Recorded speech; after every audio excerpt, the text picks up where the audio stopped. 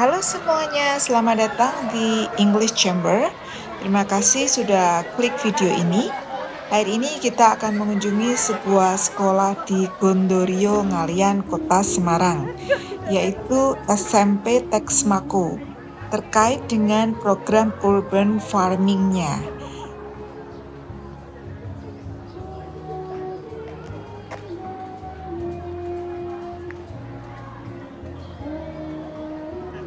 Kebetulan SMP Texmaco masuk dalam tahap 3 untuk lomba Urban Farming Champion yang diadakan oleh pemerintah Kota Semarang. Kita keliling-keliling dulu sebelum berbincang-bincang dengan kepala sekolah dan remaja taninya. Oke, yuk!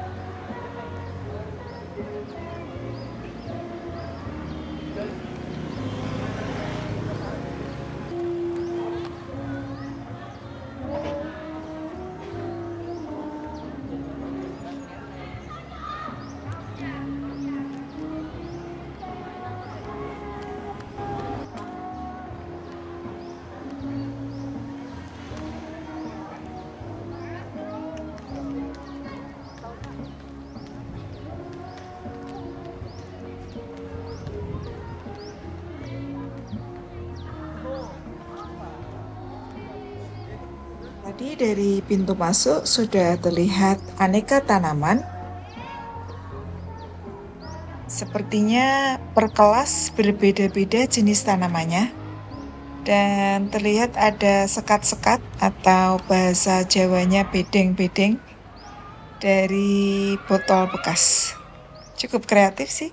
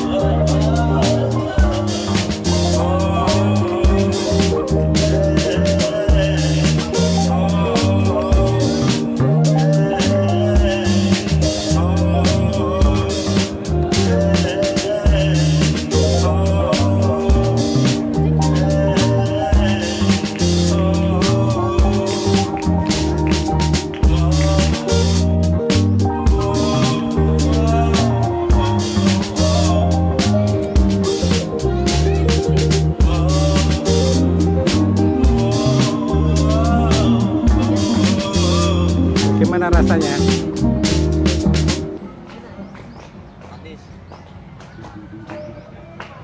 Nah, buktinya saat ini masuk di tahap 3 lomba urban Urban Farming Champion, gitu Mbak Rina ya.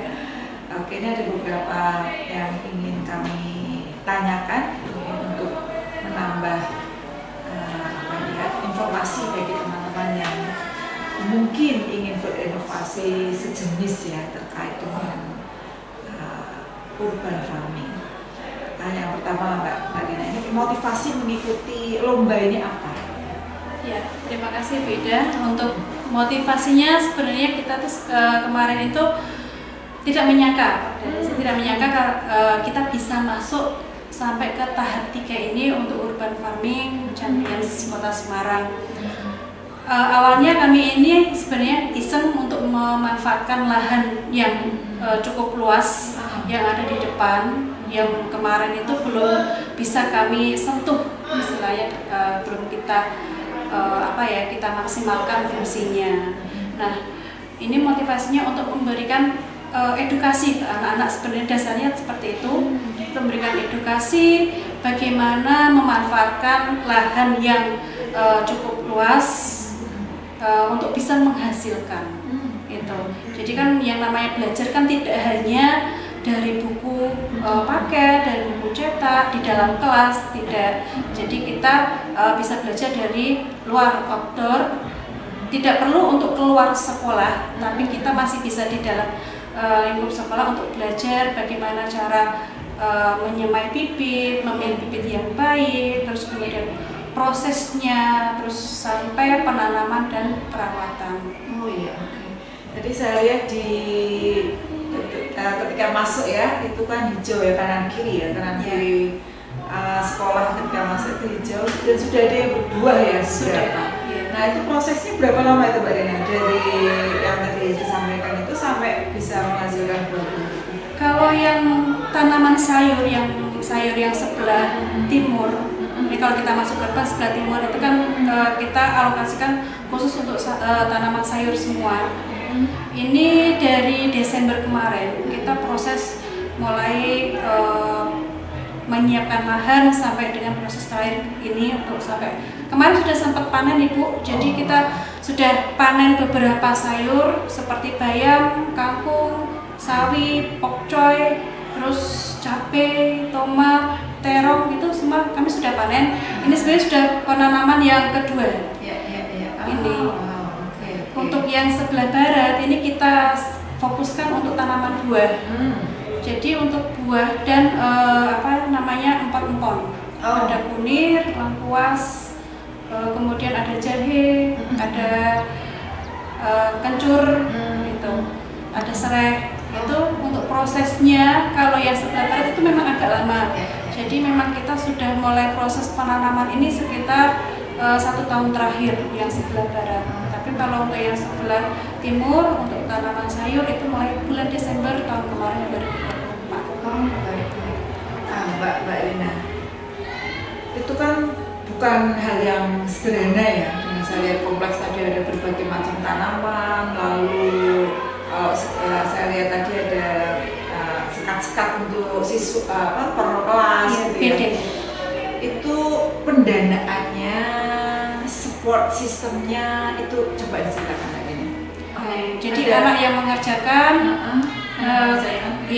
terus kemudian nanti kita jadwalkan untuk pembibitan. Memang kita berikan bibit dari kami dari sekolah untuk masing-masing sekolah kelas ini nanti berbeda-beda. Tujuannya supaya tidak sama semua. Jadi seperti 7A kita berikan bibit cabai. Terus kemudian 7B kita berikan bibit bayam waktu itu. Terus 7C kita berikan bibit terong. Jadi siswa fokus di penanaman dan perawatan. Iya, penanaman, pembebasan lahan, tetap siswa semua. Oh iya, babati gitu ya? Iya. Terus kemudian menyiapkan lahan itu seperti mengolah tanah itu. Gitu ya? Iya. Terus kemudian itu namanya bedeng Bu. Jadi nanti dibuat bedeng. Ya. Nah nanti dari situ terus kemudian nanti anak mulai belajar untuk pemilihan benih, penyemaian benih itu juga anak. Jadi kami sekolah itu hanya membelikan saja. Oke, baik. Jadi semua prosesnya itu sebenarnya kembali ke anak. Iya. Baik. Impactnya ke siswa apa? Perubahannya apa dari diri siswa terkait kegiatan ini? Kalau perubahan cukup drastis kami memang masih belum, Ibu. Ini masih proses karena kami menyadari SDM-nya ini kan anak-anak juga masih butuh pendampingan. Tapi setidaknya mereka sudah mulai ada rasa ini tanggung jawab. Karena kami berikan tanggung jawab untuk lahan masing-masing kelas, untuk dijaga, untuk dirawat. Nanti karena hasil dari yang mereka tanam itu nanti akan kembali lagi ke mereka. Oh gitu. Nanti bisa mereka jual ke bapak ibu guru atau mereka bisa jual ke kantin. Karena kita sudah sepakat dengan bapak ibu guru, dengan bapak ibu guru untuk mendukung kegiatan anak ini. Jadi ketika anak itu panen, kami juga harus siap untuk mensupport dengan membeli ataupun nanti memasarkan keluar. Itu. Kebetulan ini kami juga tidak hanya jual di dalam, tapi kita juga jual secara online juga waktu itu. Iya. Kalau jual online itu kan ada kayak bukan trik ya, cara supaya tetap awet sampai di pembeli gitu ya. Ada seperti itu juga sudah kan ya. Kebetulan ini ketika kita story WA sih, kita story WA nanti kan biasanya kan kalau ada yang berminat masih akan langsung chat gitu. Nanti kita sentralkan ke guru. Jadi ada satu guru yang bertugas untuk memasarkan lewat WA. Alhamdulillah jadi tidak butuh waktu lama. Pasti kalau kita story sekarang nanti 1 jam berikutnya barang sudah habis. Oh Masya Allah. Iya, alhamdulillah ini cepat ya fresh dan kita pastikan untuk fresh karena pagi itu kita petik langsung kita pasarkan gitu. Bagaimana nih Bu Lina menyiasati tantangannya? Kira-kira tantangannya apa dan bagaimana cara menghandle tantangan tersebut? Ya, terima kasih. Untuk tantangannya sebenarnya cukup berat Ibu. Ini karena ini baru pertama kali kita laksanakan.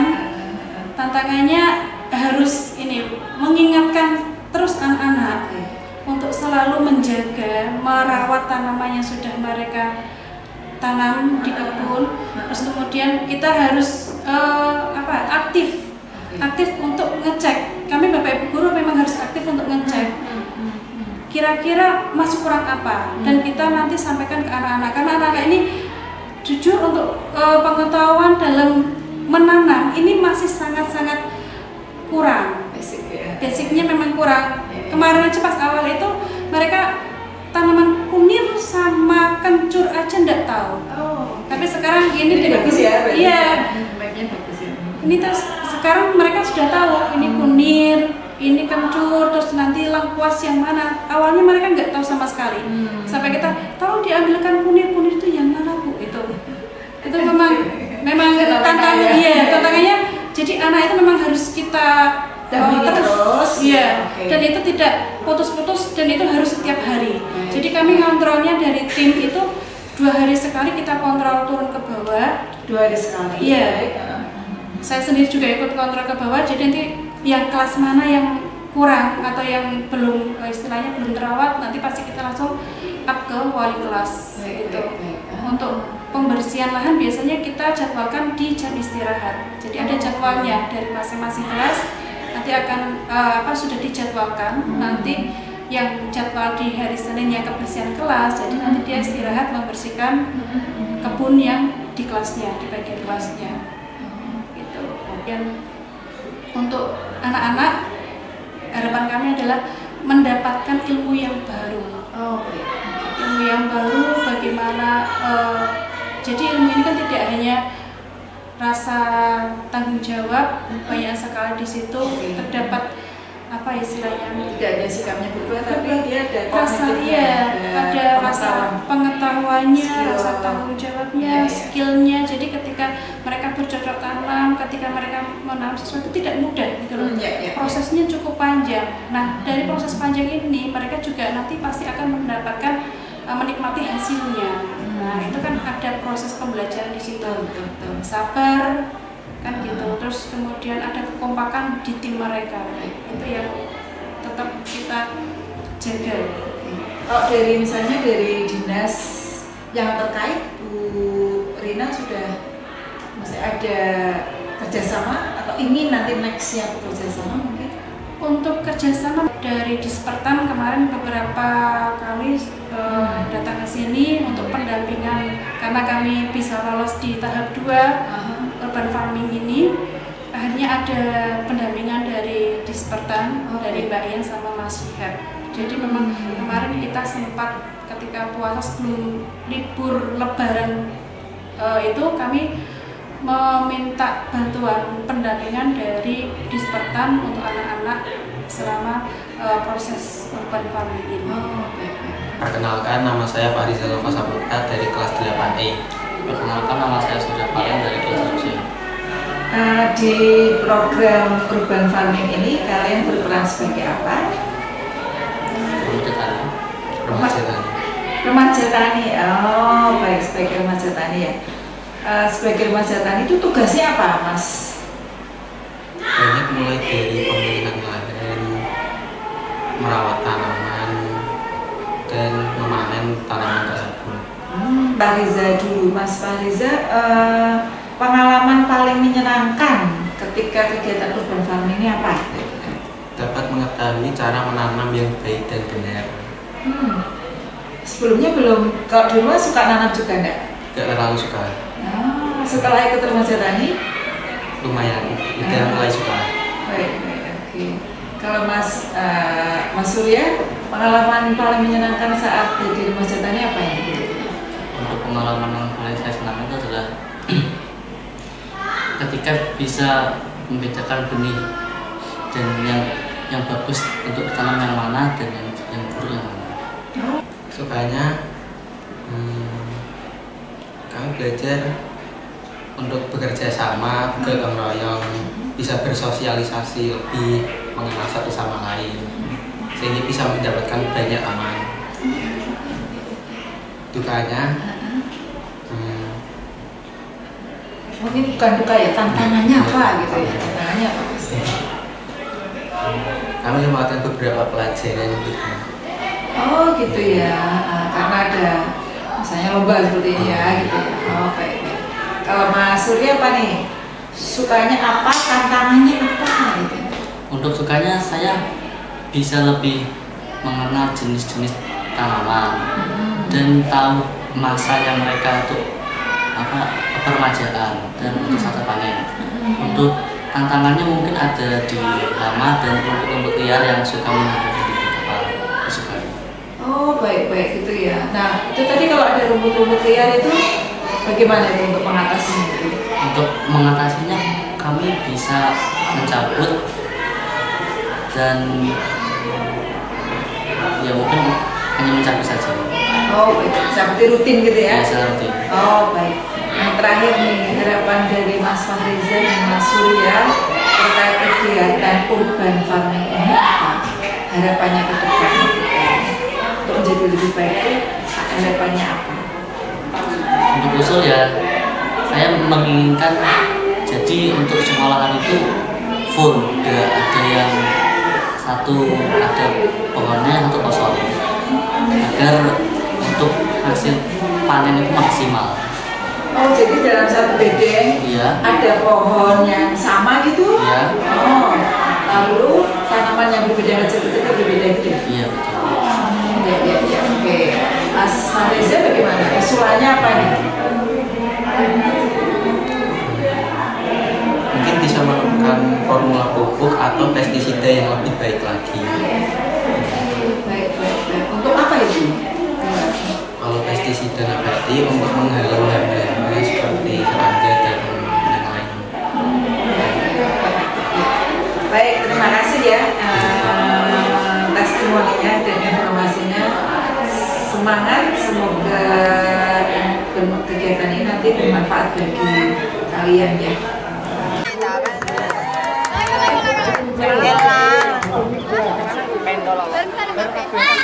Apa ya? Aduh Pak, oh iya. Rasanya gini. Rasanya ini kan tepuk tangan terus apa? Iya. Kita kan ready kok.